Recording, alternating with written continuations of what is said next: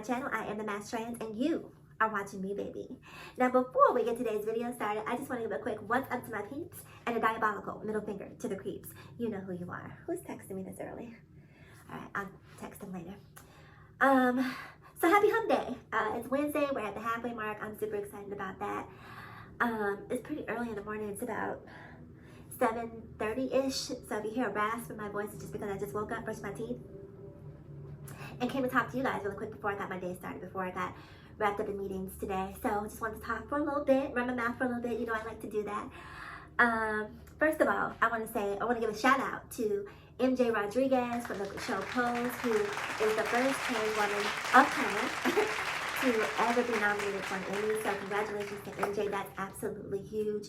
Strides are being made, and so I'm really happy for her that she's gotten this opportunity, because this isn't just a win for trans people. This is also a win for Black people. I know a lot of Black people may not see it that way.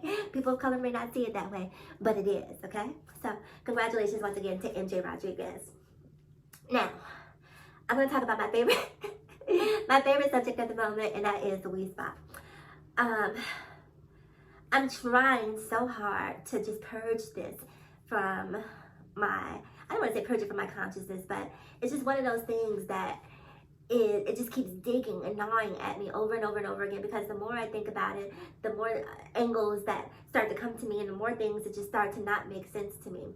And I'm really convinced at this point that nothing happened. I'm sorry. I'm just convinced. I cannot fathom, right? Take a moment. Take a moment. I'm going to ask you to take your prejudicial cap off and set it over there. Set it over there for just a second. Now, let me say this. We watch Karen after Karen after Karen after Karen after Karen after Karen after Karen after Karen attack Black people, people of color, right? And people of color can identify a Karen from a mile away. They know a Karen when they see one. Right? We've seen Karens go off for people walking dogs, renting Airbnbs, walking in neighborhoods that they felt they didn't belong in, selling bottled water, accusing young Black teens of stealing their cell phones. Like, we've seen Karen after Karen after Karen. And I'm trying to explain to people, but people don't want to hear, because of transphobia and because of pre-existing prejudice, that Cubana Angel is a Karen. This is the trans Karen. This is a trans Karen. There's no other way to explain it. How do you walk into the weed spot and cause a complete disruption of service? I mean, complete disruption of service. You curse everybody out. The janitor, the front desk person, one of the patrons, like, anybody could have got the smoke from Cubana Angel on that particular day. But even while she's in the lobby having this meltdown, this level 10 meltdown, according to her assessment, the person who is responsible for flashing themselves is still back there in the locker room. So if the person who flashed them, because when a person who flashed themselves and exposed themselves, if they knew someone was running out to the lobby to tell people that they exposed themselves, when they grab their stuff and get the hell out of Dodge, when they say, oh, they found me out, it is time for me to go, why would the person, after they've been found out for exposing themselves, according to Cubana Angel's assessment, why would that person still be back there? Does not make sense. But they are still back there according to her. So if this person is a predator and they flash themselves to women and children, wouldn't you want to go back there with your camera at that time and say, gotcha, predator, put that person on blast so all the world could see that this predator is back there and have a face, so that moving forward, if this predator is moving about to other spots and affecting other women and children, that now we know who this predator is? But nothing. Nothing. And as a trans woman, I'm supposed to say, okay, she had a meltdown. Clearly there was someone back there. It doesn't make sense. This is typical Karen behavior. Her Instagram page, once again, is Jesus post, Jesus post, Jesus post, Jesus post, Jesus post, Jesus post. And I'm not trying to give Jesus a bad name, but I'm just saying dogma and homophobia and transphobia are very often, on opposite ends of the spectrum. So when I see or put all of those pieces together, and then the press conference that she called, everything that she's done since then to sort of push this agenda into the forefront without having a culprit, without having a person to point the finger at, just doesn't make sense to me. It doesn't. And here's my hope. I hope that at some point, the folks over at the We Spa will sue her. Will sue her. I hope that there are some sort of legal ramifications for this. And the reason I'm hoping for that is because what will be required if there is some sort of defamation is a deposition where you have to go in and go over this thing with a fine-tooth comb to put ththese pieces together. And that is one of the reasons that I'm hoping that We Spa will go ahead and just sue this woman. Sue her. Because I, again, am not convinced. And I'm happy to be wrong, right? I'm okay with being wrong. But all of these people are throwing this anger and this hate and this vitriol at the trans community when this is misplaced trauma. This trauma doesn't belong to trans women. This trauma belongs to cisgendered men. That's who these women have an issue with. People keep talking over and over and over and over to me about protecting women and children and how women and children are being assaulted. When I talk to all of my friends, cisgendered, gay, and everything in between, anyone I know who's been sexually assaulted, molested, what have you, it's been at the hands of a family member. It hasn't been this stranger, with the exception of those who may have been sexually assaulted by a coach, sexually assaulted by a clergy person, sexually assaulted by anyone in a position of power. It hasn't been by a trans person. I would ask all of you to go take a poll. Ask people, A, how many people around you know a trans person, and B, how many of them have been assaulted by a trans person. Now, I'm not here to say that a trans person could not be a sexual predator, because anyone could be a sexual predator. Anyone.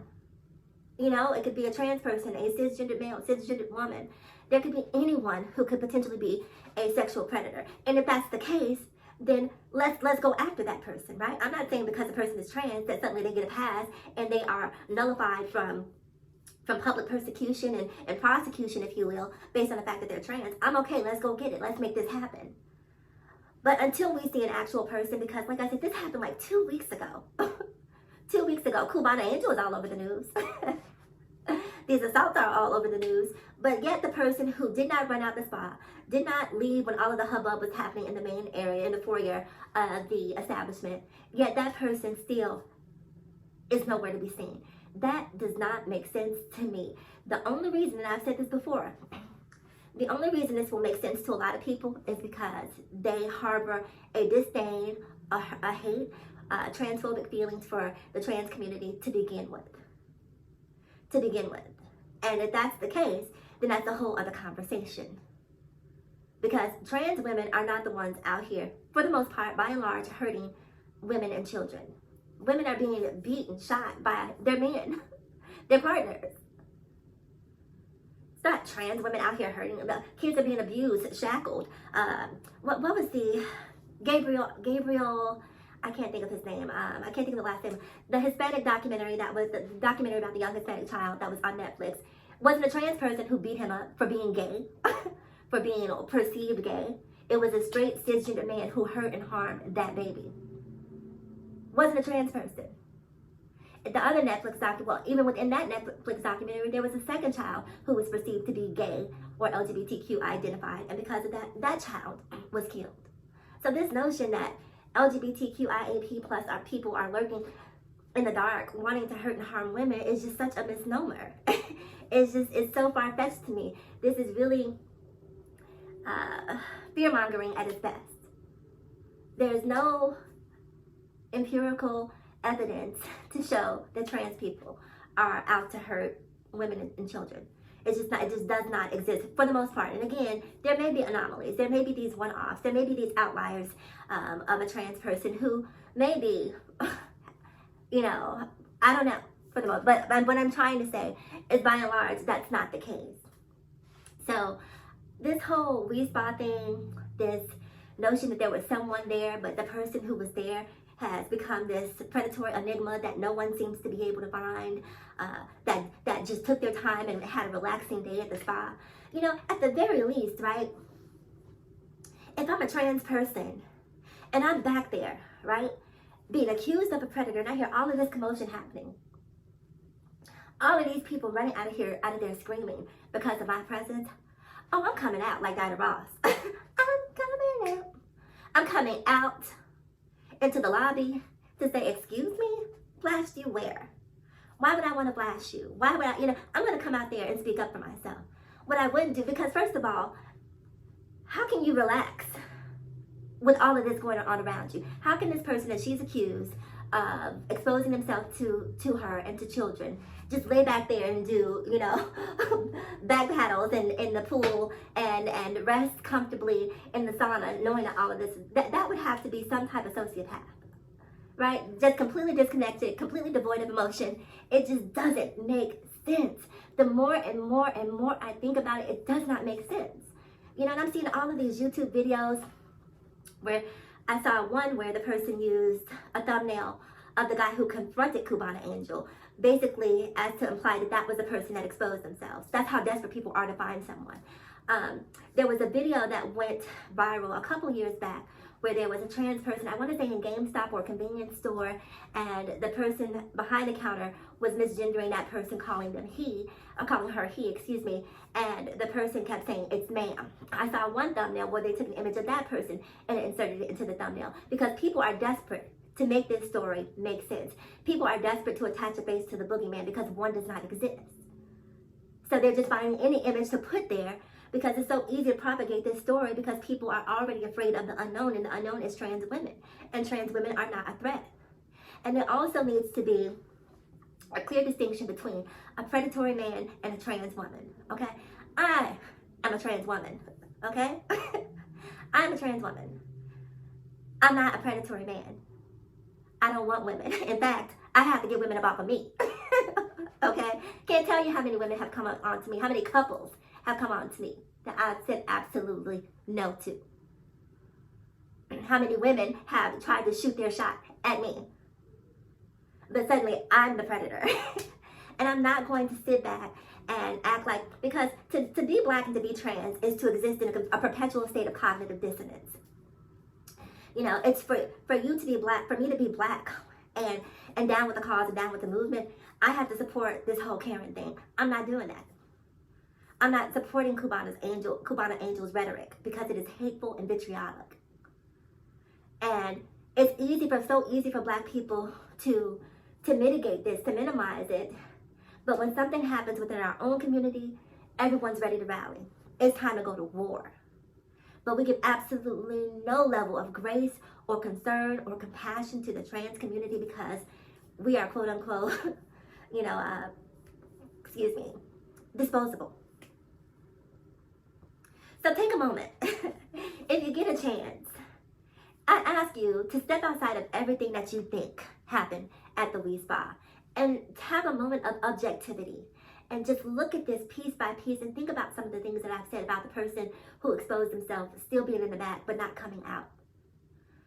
You know, and not coming out to defend themselves, and they're not being an image. All of these people around. Someone said to me in a comment earlier or yesterday that the reason that there weren't images there is because the spa takes phones before people leave, so people aren't caught on photo or film in compromising positions.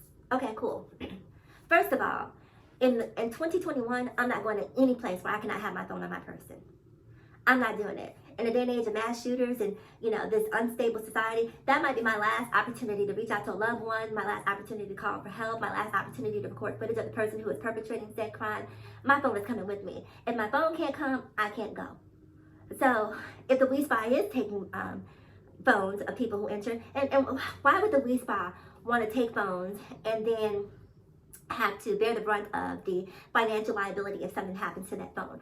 If they give the incorrect phone to a customer, if they happen to drop the phone, I can very much see them saying that phones are not allowed on the floor and that you have to put your phone into your locker, but I can't see them confiscating the phones of patrons. I haven't been to the Wee Spa, so I don't know if that's true or not, but I'm just saying, A, it doesn't make sense to me why they would want to take the phones, and B, even if you wanted to take my phone, you ain't getting it. You're not getting it. So I just want to say really quick, one more time, excuse me. When you think about the Wee Spa, ask yourself those tough questions. Like, you cannot just take everything that you see at face value, because sometimes what you see is not what you see. Sometimes there's more to the story, and you have to be able to read between those lines and really get into the nuances to understand and to create a comprehensive picture of what's going on here. Now, again, everything that I'm saying, just like I say about Cubana Angel, everything everything I'm saying is not proven. Everything I'm saying is not necessarily factual. But this is my sixth sense that is telling me that something about this is not wrong, right? This is my objectivity of this case, because what people don't seem to understand, what people haven't heard in my videos, is that if this was a trans person who carried out this act of quote-unquote perversion, then I'm with everyone else. I'm with you. I stand behind you. I support you. Not okay with that. Not okay with that.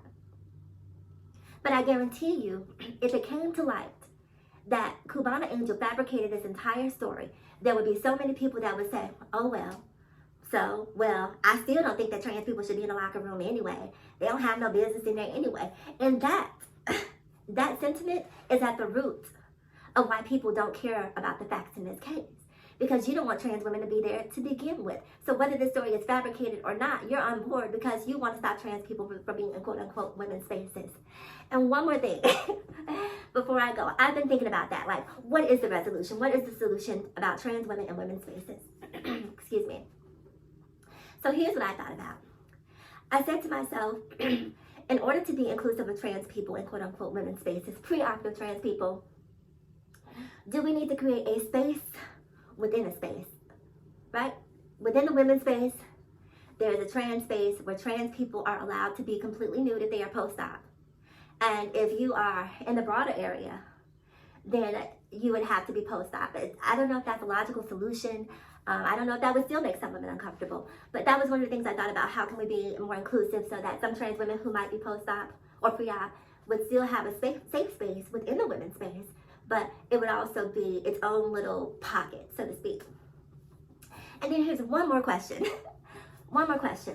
With all of this hubbub about biology and genitalia, the question that I have is, what happens when a person who is intersex comes into a spa, right? Because you guys realize that there's transgender people and there are also intersex people, those who have been born with both genitalias.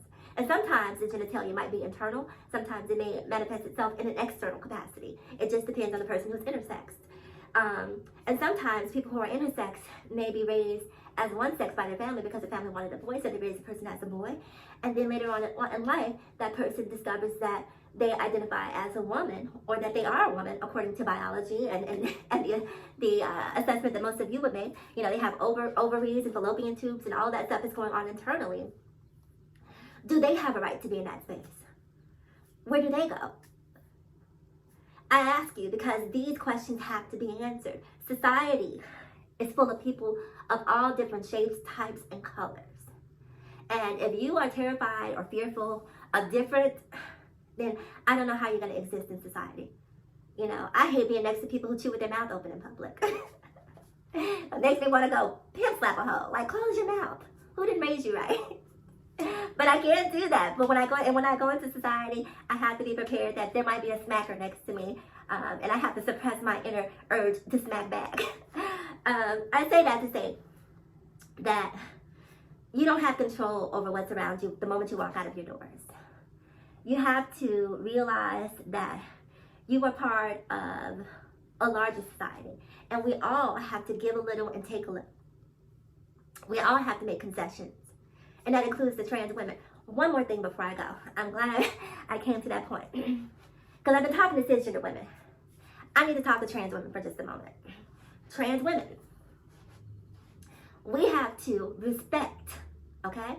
We have to respect and understand that we are coming into the space, trying to carve out our space within that space. And the way you do that is not through hostility and acrimony, right? You have to give grace to cisgender women. You have to do that. You can't just walk in bulldozing your way in through the door saying, oh, well, I'm here, so what? Deal with it. That's not how a compromise is met. That's not how acceptance is met. That's how you alienate people. And what you have to also realize is that cisgender women are the greater number. You need them as allies. You want them as allies. Why are you trying to alienate them? And not all cisgender women are being hateful towards trans women. This is not, you know, us against them. There are some cisgender women who understand the plight of trans women, who are empathetic and compassionate to that. And when you make these broad sweeping allegations and conclusions about cisgendered women, you're potentially alienating those who we need to have as allies. So recognize the fact that we're stepping into spaces that have been traditionally cisgendered spaces, and be graceful about that. You don't have to be a bull in a china shop walking into those spaces. You know, do it with grace. All right? Okay, so I think that's pretty much all I have to say. I hope you guys understood the gist of what I was trying to communicate. I'm sure some of you will not. I'm sure some of you will pick and choose and cherry pick the things that sort of trigger you. But if that's, you know, do your thing. All right, so please remember to like, comment, subscribe, and share. And as always, ask yourself this question. Why be bitter when you can be better? So let's be better together. I'm the Mass Trans, and I'll talk to you guys again in my next video. Mwah.